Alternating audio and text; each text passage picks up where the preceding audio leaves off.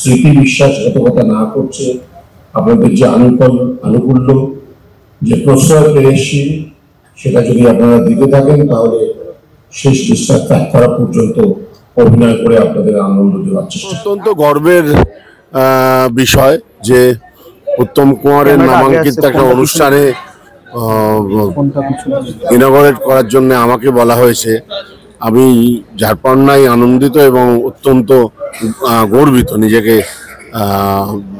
খুবই অনার্ড মনে হয়। সঙ্গে অভিনয় করার সুযোগ পাইনি আমি, আমার সে সৌভাগ্য হয়নি, তার পায়ে হাত দিয়ে প্রণাম করতে পারিনি আমি। তবে আবার সেই সৌভাগ্যবানদের মধ্যে আমি একজন, যারা ওকে দেখেছি, সামনাসামনি দেখেছি, দূর থেকে হলেও দেখেছি।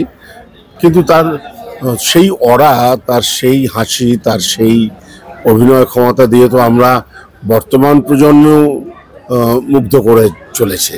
আমার ছেলে খালি নয়, আমার নাতিও এখন ওনার ছবি শুরু হলে নড়তে পারে না। অতএব সেই মুগ্ধতা নিয়ে কাটাচ্ছি। একজন মানুষ চলে যাওয়ার এত বছর পরে তার প্রাসঙ্গিকতা খালি নয়, তার ক্রেজ, তার যে চাহিদা, সেটাতে এতদিন বেঁচে থাকে, এটা আমার মনে হয় পৃথিবীর ইতিহাসে বিরল।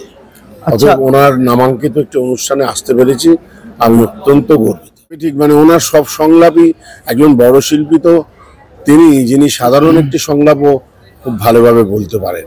একটা মারকাটারি সংলাপ বলার পেছনে স্ক্রিপ্ট রাইটারের একটা বড় ভূমিকা থাকে, কিন্তু যারা সাধারণ কথোপকথন, সাধারণ সংলাপ চয়ন, সেইগুলো যারা অমর করে রাখতে পারে তারাই তো বড়।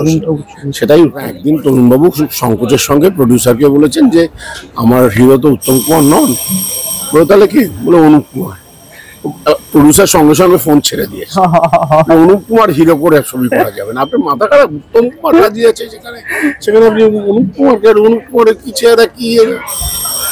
তরুণবাবু উত্তম কুমারের কাছে গেলেন NT1-এর শুটিং, তখন উত্তম কুমার খুব আগ্রহ, বলুন কবে ডেট ফেট নেবেন। বললেন আমি কিন্তু আপনাকে ভাবিনি। তাহলে অনুপ কুমারকে ভেবেছে। আচ্ছা আচ্ছা, কিন্তু মুশকিল হচ্ছে ছবিটা হবে না, কারণ প্রডিউসার ওনাকে হিরো করতে রাজি হচ্ছেন না।